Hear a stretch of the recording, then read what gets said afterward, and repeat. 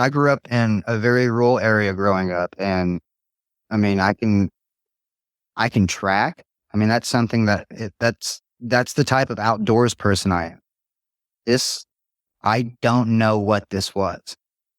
I've heard everything you can think of. This was nothing I'm ever accustomed to, ever.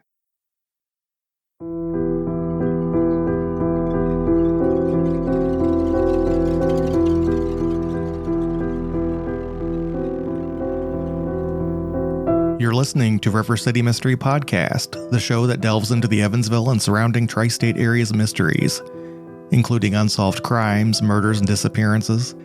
A show that isn't afraid to jump down the rabbit hole to investigate reports of local hauntings, sightings of UFOs and cryptids, among other paranormal phenomena.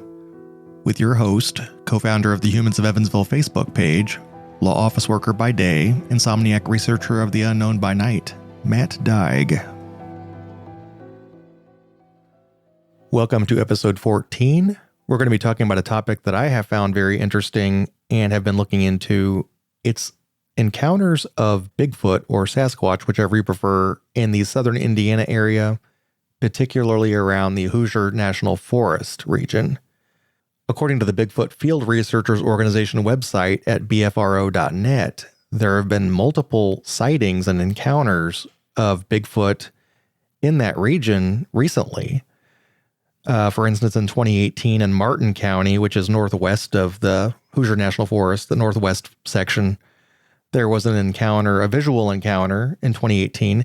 In 2020 in Washington County along the Knobstone Trail near the Spurgeon Hollow Lake area, a couple had an encounter where they heard loud tree knocks while they were hiking along the Knobstone Trail. And I know it's easy to think in southern Indiana that there's so many people around that how could such a population of such creatures exist out there? A few years ago, I did a 2-day overnight hike on the Knobstone Trail, and the entire time I was on this trail, I didn't see another human being. So there are areas out in that part of the state that are pretty remote, and who knows what's out there. So after I took that hike, that kind of changed my mind on how much open space there is in this state and how things could possibly be out there that we just don't know about.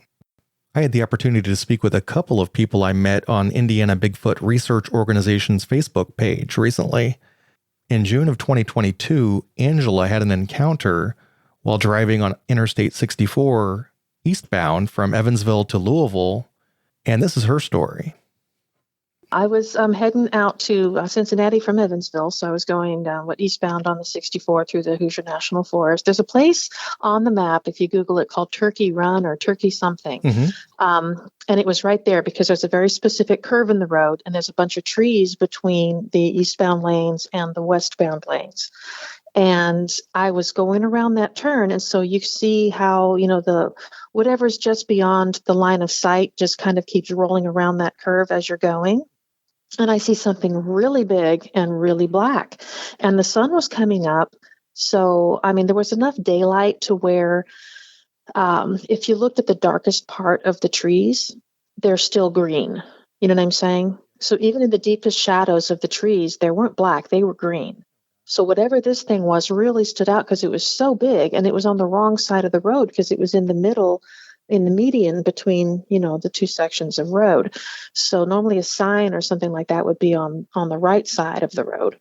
So this thing is huge. It's black. It's solid. And I'm looking at it, and I'm driving along, so I'm getting closer to it by the second. And it's right in front of me, and it's like at least 8 feet tall because, your average like stop sign or something, road sign. Right. How tall are those? 8-10 feet? Exactly. Yeah. About that. Yeah. Mm-hmm. Something like that. So, and it was just solid. It was all the way to the ground. So it wasn't something that was, it just didn't make sense. And I just literally, and I'm knowing what I'm looking at because it's shaped like a body, and there's a head and there's shoulders and there's a back and a rump and a leg, and it's all there. So it was amazing. And it was just standing there. It was almost like it had to have known I was coming because there was no traffic. And that was what I was wondering. Do you think it saw you? Oh, definitely. It had to have heard me coming. I mean, it just, it was like it was just waiting. It was just waiting for me to see it. And then, once I was like right up on it, it took like one step into the trees and it was gone. So you did see it actually move. So it definitely wasn't a sign or some sort of a cardboard cutout or something. You saw it like go into to the forest. I saw it step into the trees, and so I saw it physically moving because it was there. And then I'm moving, it's moving. I'm coming around the corner. Everything's moving at once. So I see the whole thing. And then as I'm coming up on it, it's just like it freezes and it just stops and just holds still. And then as I got real close, it just stepped into the trees. So, but the very clearest, sight that I had when I was really close to it was the full back silhouette. You know what I'm saying? Mm-hmm. But I could not see the light through the trees in front of it. So it was really thick. You know what I'm saying? So like it didn't have like a small waist or something, because I would have seen the daylight in front of its belly. And I didn't. So it was like really thick. And that's what a lot of the reports of Sasquatch are. It's a lot of, they always comment about how thick they are and how wide bodied they are. And yeah, I was actually looking at hunting season in Indiana. I'm thinking, well, what could it have been somebody in a ghillie suit? But they're really, I mean, it was frog hunting season, so I don't know if there's a lot of ghillie suit hunters in June, because I think you said it was in June. Is that right? No. My ex-husband is the colonel in the Marine Corps, so I know what a ghillie suit looks like. Yeah, definitely not that. It was black, not green or beige or anything. It was just as black can be. And it was at dawn. It was like, because I left home at 5:30 in the morning, something like that. So it was probably, getting to be 6:30. The sun had been, rising. It was pretty, it wasn't broad daylight, but it was getting there. And again, there was no traffic. I didn't see a single soul till I got to Louisville. And I want to thank Angela for sharing her encounter. That's amazing. I do have links to the section of Interstate 64 East that she's referring to. That's the Turkey Fork section, which is mile marker 88. So if you go to rivercitymystery.com/14, you can see the links to everything I mentioned on the podcast, including the BFRO.net reports I talked about earlier. I also spoke with Bill, who I talked to from the Indiana Bigfoot Research Organization Facebook page. Between 2017 and 2019, he had 3 encounters that he told me about. And this is Bill talking about his encounters. So it started off with us hearing, it sounded like a classical, howl of a wolf. But at the end was a squeal, as if a wee. It was really weird. I've never heard anything like it before. I grew up in Tazewell, very rural area, hunting, fishing, and I'd never heard. Bobcats will sound like they'll fight and say, hey, and you got birds at night that will sound like women, yelling for help. And there's a lot of things that, if you don't know exactly what it is, it can freak you out. And we would hear this, and we heard maybe 3 or 4 times. And the first time I heard it, and the rest of the times, myself and my fiance heard it. So we lived literally on the White River. You could throw a rock off our back porch and you could hit the White River type. Whenever it came up and flooded, we would basically be flooded in. So right on the river. And when did this happen? How long ago was this? 2017. Okay. And it was 2 days after opening season. And I just remember that because of opening season. So, so I go up to her mother's house, which is maybe 200 yards up the road. And we're up there talking, get done. And I go to get in the truck and I turn on the truck and it lights up the hillside. And it's a slight little hill. It leads into the woods, but it's about 20 or 30 yards of nothing but saplings. Like 12-year-old wrist type small saplings, no bushes, just small saplings. And when I turn it on, the first thing that catches my eye is what I think is a bush. And it reminds me of a bush that's being blown in the wind. Well, there's no wind that night. And that's what the first thing I was like, my exact words was, what the fuck is this? What's my So I'm seeing this, and I know no there's no bushes on this hillside, but I'm seeing this bush. So I roll down the window, and that's when I start recording, because I'm like, what is this? Is it a bear? Because Crane military base around that area, they had, within the past, I think, 15 years, they have released a total of 7 bears. And they've all migrated down within, I would say, 3 or 4 miles from my house. So this is the first thing I'm thinking is, well, maybe there's a bear here.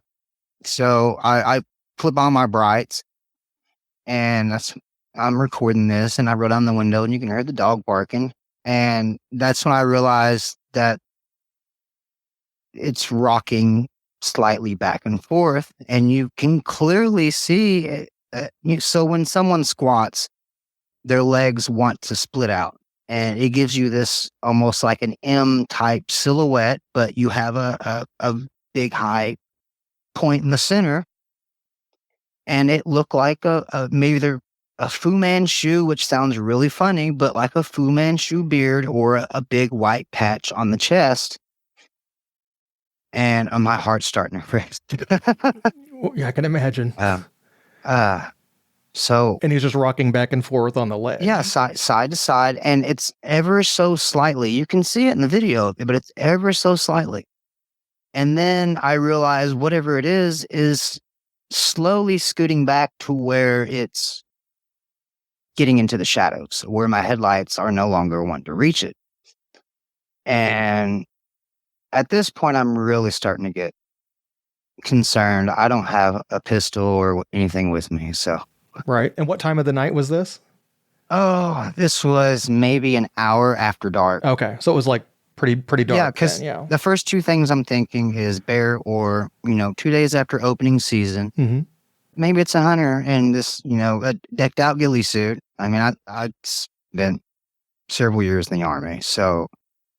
But this was, the best way I can describe it is if like a porcupine type long grass, but how a grass blade, when you move it, and you can almost see the ripple effect, like you quit moving, but the grass blade is still slightly moving.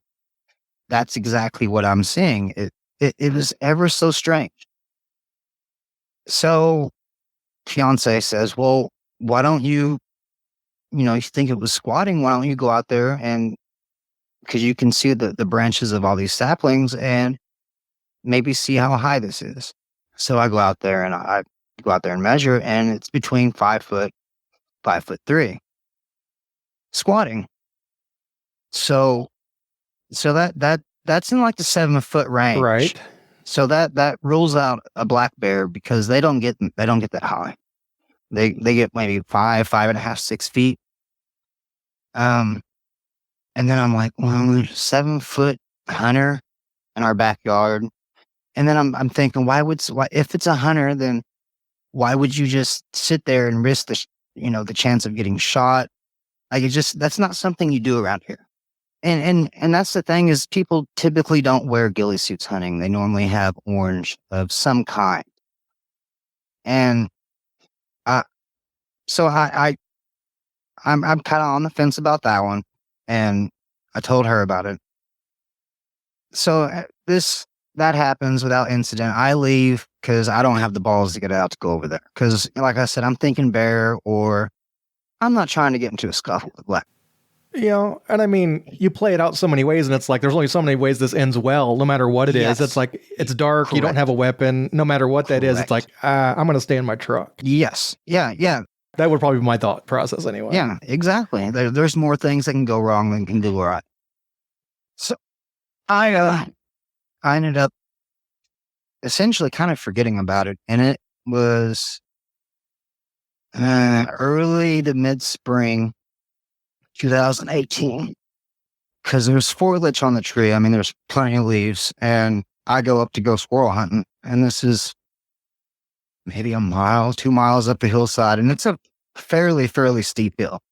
So I get I refer to as a nursery of trees, because it's an area they had logged out. maybe 10, 15 years ago. And I'm getting in this area, and it's maybe 5, 6 o'clock in the afternoon. It's not getting dark outside, but with the amount of foliage you have on the trees, it's starting to get kind of dark on the inside, in the canopy area. So I decided I'm going to start heading back.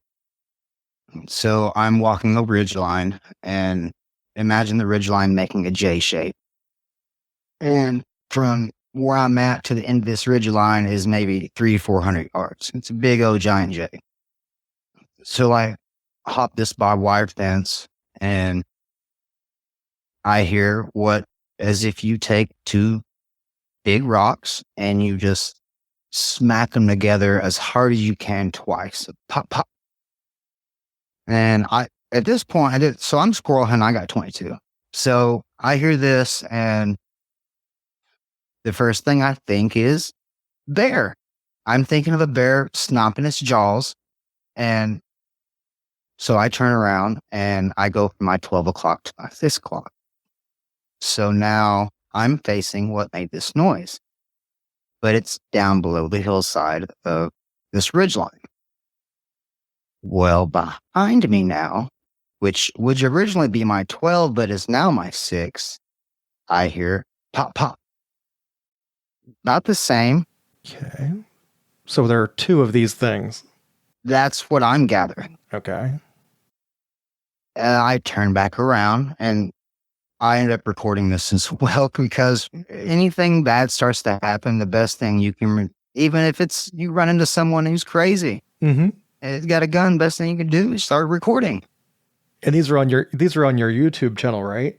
Yeah. I'll put a link to your YouTube channel down in the show notes. That way everybody can check these out. So I'm hearing the sound, and I turn around, and I'm facing my was originally my 12 o'clock, and hearing the second pops. Behind me, he does it again. So I'm spinning around again. And now the guy that would have been, that made the initial second pop, that's making the fourth pop now, he's no longer at my 6. He would be, as if I'm facing him, he's now at my 9 o'clock. So he's moved somehow over, unless there's 3.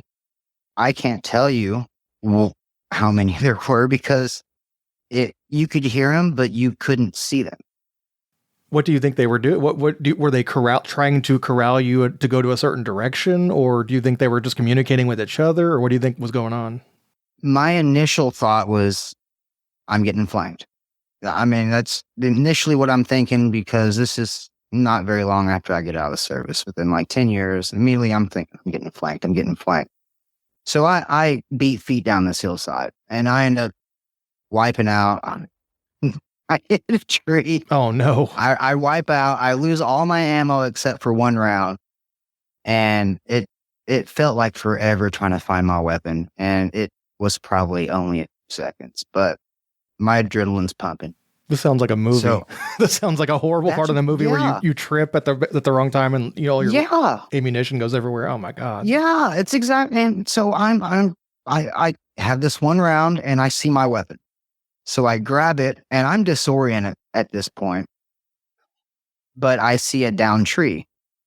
So immediately I jump over this down tree, and I lay down in the prone position. I just don't move. And I just try and start control my breathing and just try and compose myself. And by this point, I had turned off my cell phone footage before I had wiped out. It was as soon as I start to head down this hill is when I turn it off. So I don't get any of that. So as I'm starting to compose myself, then I'm like, cell phone. So I'm trying to find my cell phone. I find it, and I start recording again.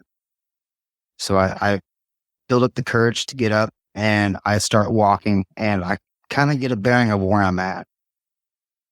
And I hear a whistle. So it's like a red-tailed hawk, the classic, it sounded like that, but it wasn't a red-tailed hawk.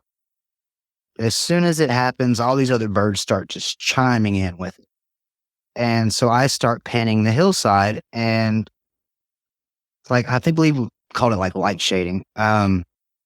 So whenever, let's say you're on a building and it's the worst place to be is standing up on a building if like you're in Iraq, Afghanistan, and you're shooting down at someone, because you are leaving a perfect silhouette of yourself against the skyline. So that's what I'm seeing at this point, is everything on a ridge line, but I'm seeing the silhouette of them. And I'm seeing what looks like a gorilla. Like, it looks like a gorilla is exactly what it looked like. And it's looking where I should be at, but I wiped out and I got disoriented. So I had moved up behind this tree, which was maybe 20 yards to the left of where I should be at. And you can see it. And it's looking where I should be at, but it's grasping a tree. And I don't know if it's trying to hide behind it or what, but it's not, you can't hide behind it. This small tree compared to this thing. It's huge.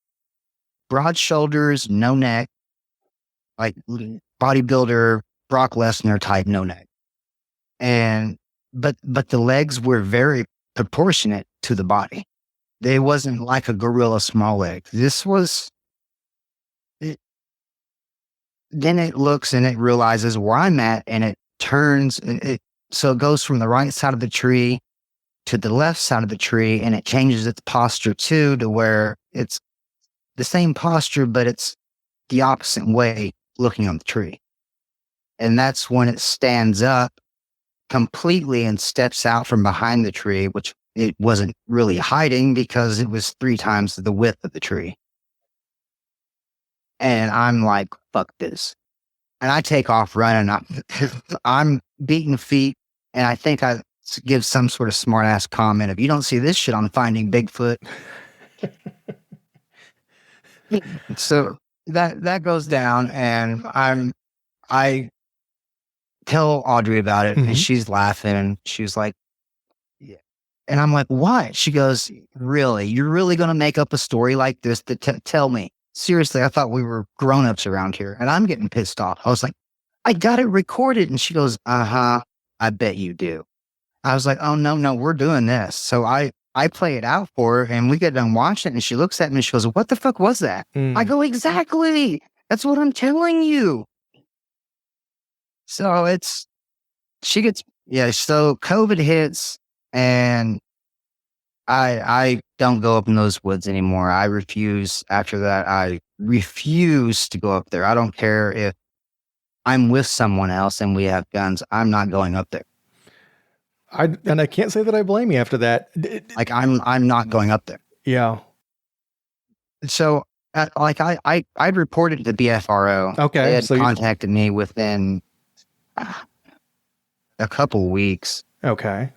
So I had reported it to them, and my exact words to them is, I can't sit here and say it was a Bigfoot because I don't know what a Bigfoot looks like. I've never seen one, but I can tell you what it wasn't. I know it wasn't a bear. I know it wasn't a deer.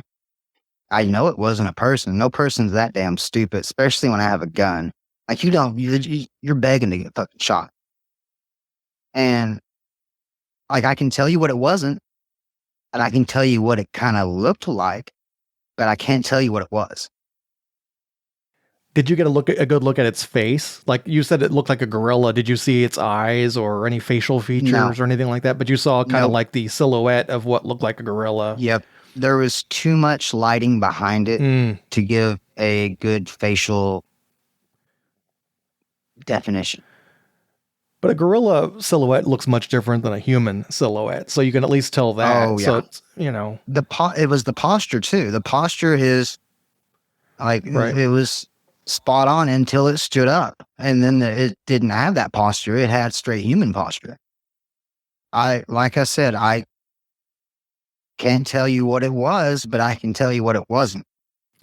Did you feel threatened by it? Like, did it give off any vibes of what? Was it aggressive in any way? That, like, do you think it was chasing you or something like that as you were taking off, or just observing you, or what do you think its intentions were? It felt like once I got to a certain point, it was, I'm done with you, but I'm going to watch and make sure you don't come back. That's the vibe I got. Kind of a territorial thing, like you're in my territory. Yeah. Yeah. that's basically, yeah, that'll be spot on. It was, and I'm not gonna lie. Before all this, I would, if someone told me they saw Bigfoot, I would say, yeah, I bet you did, because it's not something that it's not. I deal with odds percentages, and I've got to see it to believe it. Like I have to see it to believe it. Believe none you hear and half you see. Right. And I would love to see one. I've never experienced that, but I tend to believe that people generally don't make up stuff. Like, what do you have to gain by making up stories and all these thousands of other people that have said they've seen something? And it's like, is everyone just either everyone's lying or there's something there? The only thing I've gained out of this is ridicule. Mm-hmm. Like there's That's no, money's not pouring in, and you're not going to be like, oh, wow, there's the guy that saw Bigfoot. It's like, you've got nothing to gain. You just risk, looking like a fool, but people still come. So I think there's a lot more people for that reason. I think a lot more people have experiences. They just don't come forward. So it's like, you wonder how many other people have seen something and they just keep it to themselves. Yeah. So the very last time is maybe 4 miles from where this happened, and it's still on the White River, but it's called Flat Rock. Okay. It's an area. It's in shoals. We decide we're going to go star watching, and she's pregnant with twins, and we take our 15-year-old, which she was maybe 13, 14. I don't remember. I'm trying to do the math in my head right now, but I can't. But we get out there, and when was this, by the way? This third? This would be in April, May of 2019. Okay.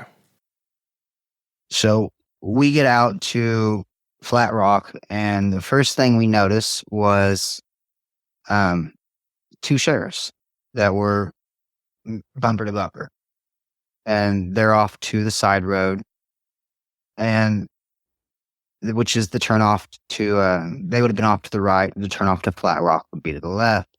So we turned off to Flat Rock, and then they drove by. Then the state cop drove by. Then DNR drove by. 2 other cops drove by. So all these cops driving by, and I look at Audrey, and I'm like, somebody getting raided tonight. Mm-hmm. And it wasn't but maybe 15, 20 minutes. They all come back by, and it was peculiar because the last cop had pulled in to come talk to us, which normally they don't come talk to no one. Mm-hmm. They just kind of leave you alone. Right. And we kind of shoot the shit with him for a little bit, and he goes on his way.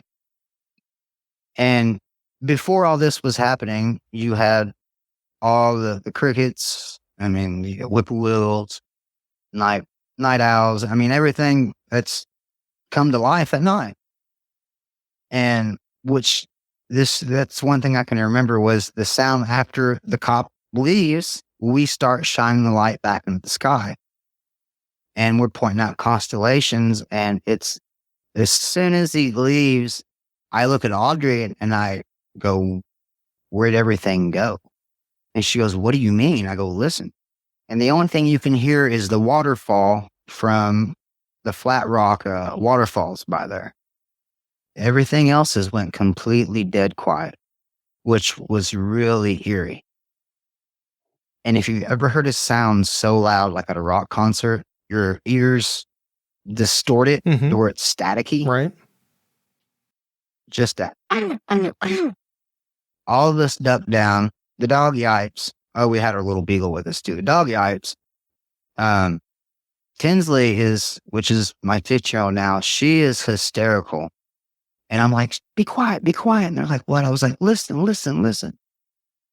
And something started to come down the hillside.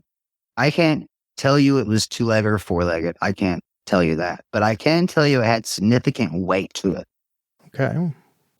And the thing that creeped me out was every time it would step on a branch, it would stop walking. And you could literally count to 15. And then it would start walking again. And it happened 4 times as it came down this big old hillside. And Audrey this whole time is yelling at me, get in the goddamn car, get in the car. And I'm like, no, I want to see what this is. She goes, you know exactly what it is.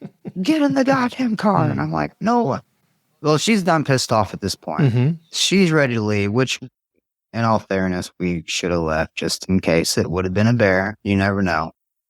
But the sound, people told me that it could have been a crow nesting because of the sound. I've heard crows nest, and I've heard the caws they make, and it was not that by any means. This sounded like a damn chimpanzee getting the shit beat out of it. That's like a fight in a zoo. That's exactly what it sounded like a fight in a zoo. And that's exactly what Audrey has said as well. And Tinsley, she goes, I've never seen monkeys fight in a zoo before, but I tell you what, I bet you it sounds like that. Wow.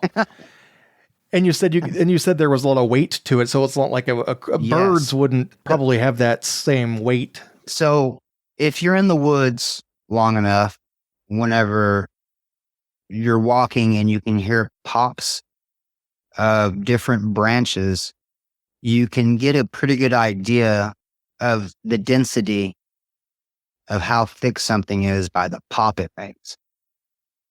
So, and these were not branches these were significant size pops. Like something was stepping on big, I don't want to say logs. Right. Because that sounds way too big, but big, thick branches. Yeah. Not twigs, Yes. Yeah. These were not twigs. These were not snaps. These were very loud. And I understand at nighttime things are amplified because of, everything else is kind of dead and quiet. But this was, I've spent a lot of time in the woods. Like when I say deer hunt, I don't mean getting a tree stand. Like that's cheating. That's not the same. That's deer waiting. I qualify deer hunting as you literally find a buck and you track that son of a bitch. Mm-hmm.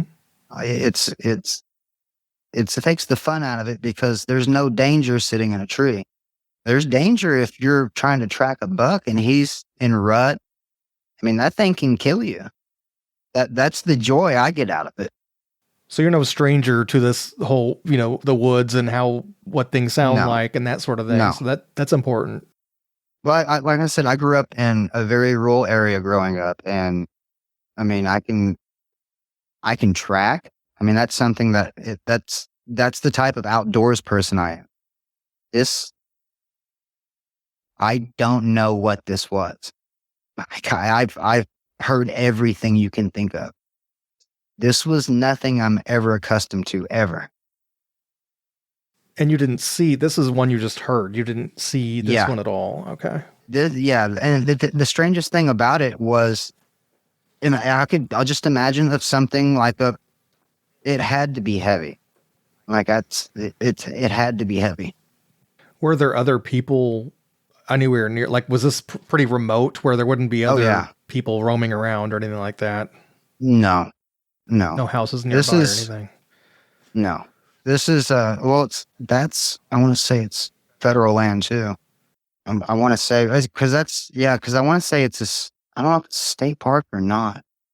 I'm not really for sure, honestly. I just know because it used to be it might be like a historical site, because it used to be like a button factory back in the 1900s. Okay. Something like that. But yeah, it's pretty rural. That's the thing is, like, I've heard people walk in the woods and they can't make pops like this. Like, this had to be something heavy. Right. Like, I'm talking more than 300-400 pounds.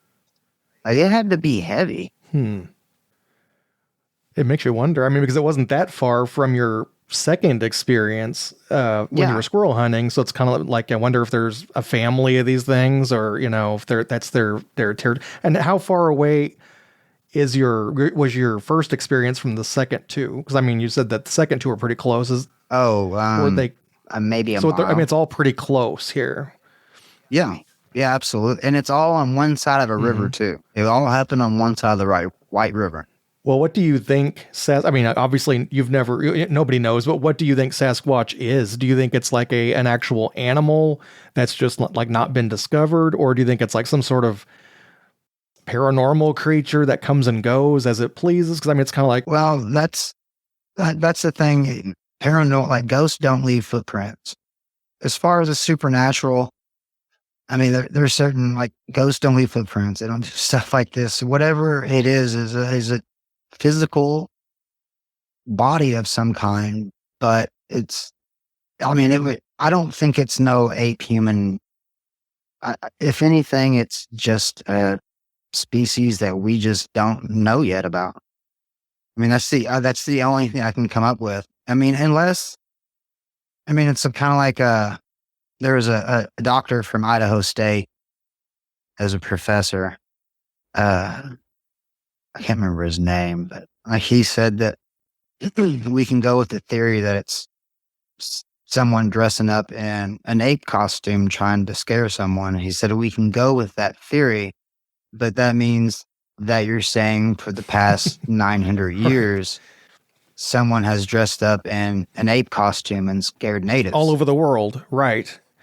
Yeah, because this is not just something that popped up in the 60s and 70s. It's been for hundreds of years. Well, that's something else you have to ask yourself is almost every continent has a great ape of some kind.